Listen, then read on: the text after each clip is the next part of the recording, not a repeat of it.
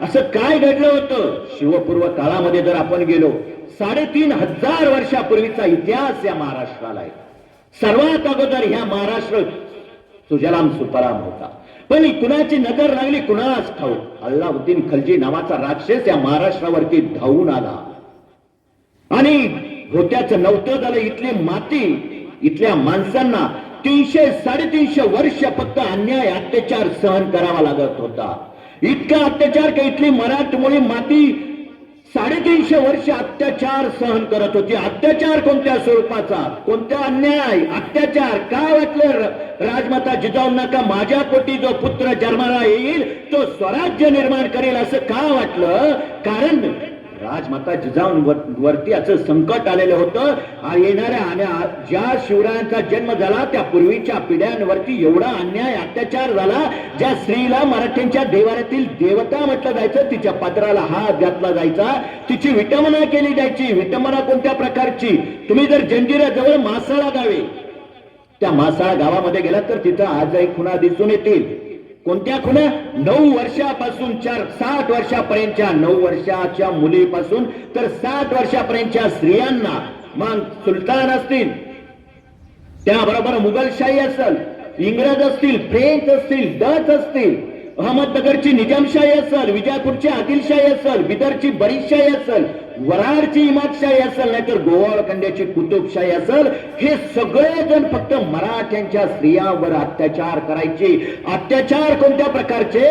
तर 9 वर्षापासूनच्या मुलींपासून तर 60 वर्षापर्यंतच्या, 50 वर्षापर्यंतच्या स्त्रियांना पाहिजे तेव्हा उचलायचं, जंजिऱ्यावरती न्यायचं आणि अरब स्थानामध्ये गुलाम म्हणून विकायचं. एखादी 9 वर्षाची मुलगी जर येत नसेल तर तिला सुईने तिच्या तोंडाला टाच घातलं जायचं ओरडू नये म्हणून, आणि मग तिला घोड्यावर टाकायचं आणि पाहिजे तेव्हा तिला जंजिऱ्यावरती न्यायचं आणि अरब स्थानला विकायचं.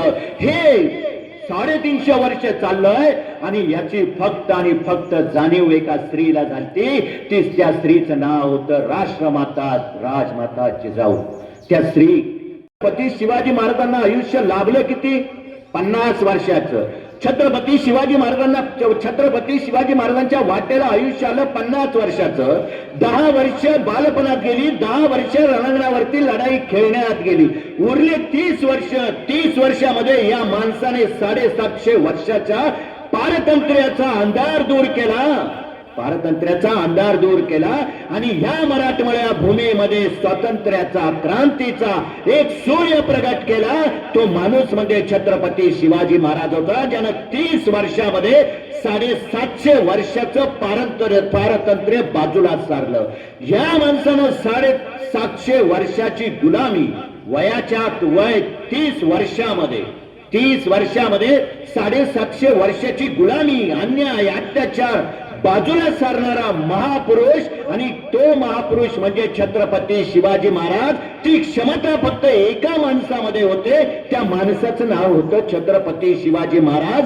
ती क्षमता फक्त एका माणसाच्या रक्तामध्ये होती, त्या माणसाचं नाव होतं छत्रपती शिवाजी महाराज. का वाटलं छत्रपती शिवाजी महाराजांना? काही एक सहज प्रश्न विचारला का तुम्हाला छत्रपती शिवाजी महाराज हे व्यक्तिमत्व केव्हा कळलं? तुम्हाला छत्रपती शिवाजी महाराज ह्या व्यक्तिमत्वाची जाणीव कोणत्या वर्षी झाली? असा प्रश्न जर विचारला तर आपण सगळे 4थी पर्यंत बरेच जण शाळा शिकलेल्या, अनेक ग्रॅज्युएट झाले, अनेकांनी पदव्या घेतल्या, पदव्युत्तर झाले.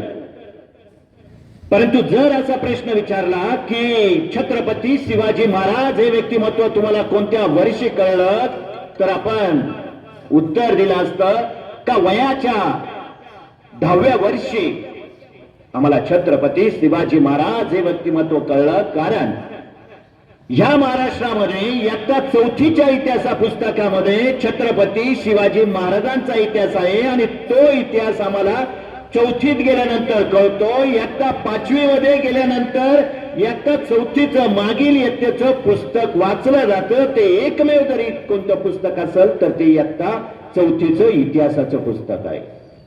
तुम्ही उत्तर दिलं असतं वयाच्या 10व्या वर्षी. इयत्ता चौथीत गेल्यानंतर छत्रपती शिवाजी महाराज हे व्यक्तिमत्व कळलं. पण तुम्हाला सांगतो, एक मराठवाड्यातला एक मित्र होता. तो घरी आला. माझ्या घरामध्ये आल्यानंतर अभ्यास खोली, त्या अभ्यास खोलीमध्ये डॉक्टर बाबासाहेब आंबेडकरांची तसबीर आहे. त्याच घरामध्ये महात्मा ज्योतिराव फुलेंची तसबीर आहे, राजर्षी शाहू महाराजांची तसबीर आहे, अण्णाभाऊ साठ्यांची तसबीर आहे, सावित्रीबाई फुलेंची, अहिल्याबाई होळकरांची, ह्या सारख्या सर्व समाज सुधारकांच्या तसबिरी होत्या. तो मित्र घरामध्ये आला. त्याच्या खांद्यावरती 1 वर्षाची मुलगी होती. ज्या मुलीचं वय 1 वर्ष आहे, त्या मुलीला त्या मित्राने घरामध्ये प्रवेश केल्यानंतर प्रश्न विचारला की बाळा, इथं छत्रपती शिवाजी महाराजांची तसबीर कुठे आहे? तेव्हा त्याच मुलीने आत्मविश्वासाने न डगमगता, ज्या मुलीचं वय 1 वर्ष आहे तिला प्रश्न विचारला पाहिजे, बुबू कुठे आहे, काव कुठे आहे, त्या मुलीला त्या मित्राने प्रश्न विचारलाय का बाळा, छत्रपती शिवाजी महाराजांची तसबीर कुठे आहे? तेव्हा त्या मुलीने आत्मविश्वासाने हात वरती केला, बोट वरती केलं आणि दाखवून दिलं का ही छत्रपती शिवाजी महाराजांची तसबीर आहे 1 वर्षाच्या मुलीने. मी त्याला म्हटलं, एक काम कर, तिला माझ्या खांद्यावरती दे. मी तिला माझ्या खांद्यावरती घेतलं. तिला मग म्हटलं, हिला अशा पद्धतीने फिरवायचं का जेणेकरून छत्रपती शिवाजी महाराजांची तसबीर कुठंतरी मागच्या बाजूला जाईल, शेवटी जाईल आणि तिच्या मानेला ताण बसेल. आणि मग तिला आपण प्रश्न विचारू, छत्रपती शिवाजी महाराजांची तसबीर कुठे आहे? मी तिला माझ्या खांद्यावरती घेतलं. तिला खांद्यावरती घेतल्यानंतर अशा पद्धतीने फिरवलं तिला, मग जेणेकरून छत्रपती शिवाजी महाराजांची तसबीर शेवटी जाईल, तिच्या मानाला ताण बसेल, जेणेकरून तिला ती छत्रपती शिवाजी महाराजांची तसबीर दाखवता येणार नाही. या पद्धतीने तिला असं फिरवलं, असं गोल फिरवलं आणि मग तिला म्हटलं की बाळा सांग आता छत्रपती शिवाजी महाराजांची तसबीर इथं कुठं आहे? तेव्हा त्या मुलीनं एक एक तसबीर शोधायला सुरुवात केली. एक डॉक्टर बाबासाहेब आंबेडकर, महात्मा ज्योतिराव फुले, एक एक तसबीर ती शोधत होती. मला असं वाटत होतं की तिच्या आता मानाला ताण बसतोय. अशा पद्धतीने ती तसबीर शोधत शोधत शेवटी तिला जेव्हा छत्रपती शिवाजी महाराजांची तसबीर दिसली, तेव्हा ती गालातल्या गालात असली. तिने असं बोट केलं आणि सांगितलं, ही छत्रपती शिवाजी महाराजांची तसबीर आहे. तेव्हा मला माझ्या आयुष्यात पहिल्यांदा कळलं का छत्रपती शिवाजी महाराज शिकण्यासाठी वयाची गरज नाही, कारण प्रत्येक मराठी माणसाच्या रक्तामध्ये छत्रपती शिवाजी महाराज भिनलेले आहेत. आईच्या गर्भातून येताना शिवाजी काय आहे तो शिकून येतो, त्याला शिवाजी शिकवावं लागत नाही. आणि म्हणून जय भवानी म्हटलं की आमच्या तोंडून जय शिवाजी येतं. हे शिवाजी या ताकद का गावागावामध्ये, गल्ली गल्लीमध्ये, राज्यामध्ये, या देशामध्ये नव्हे तर जगामध्ये शिवजयंती साजरी केली जाते. का केली जाते? काय केलं या माणसानं? छत्रपती शिवाजी महाराजांचं कर्तृत्व म्हणजे फक्त खानाचा कोठारा बाहेर काढला, एकाची गर्दन मारली, बोट छाटली, एवढं छत्रपती शिवाजी महाराजांचं कर्तृत्व नाही. छत्रपती शिवाजी महाराजांचं कर्तृत्व काय? सुरतची बेसुरत केली, हे छत्रपती शिवाजी महाराजांचं कर्तृत्व. लढाई केली, अजिबात नाही. शौर्य, हे तर अजिबात नाही. मग छत्रपती शिवाजी महाराजांचं कर्तृत्व काय?